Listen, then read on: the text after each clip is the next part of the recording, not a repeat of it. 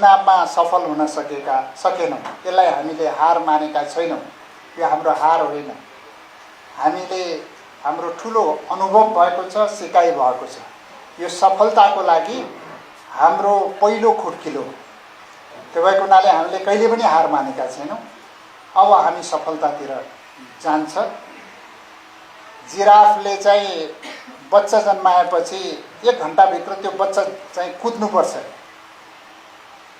1 घण्टाभित्र कुदेन भने जिराफले के खान्छ बच्चालाई। तर त्यो बच्चालाई सुमसुम्याउने, माया गर्ने तत्कालै जिराफले गर्छ र अरू कोही आयो भने प्रोटेक्ट गर्ने काम पनि तत्कालै जिराफले गर्छ।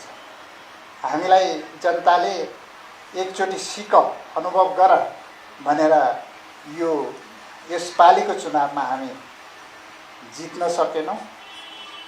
तर जनताको विश्वास र माया हामीले गुमाएका छैनौँ। अझ माया बढेको छ, विश्वास बढेको छ।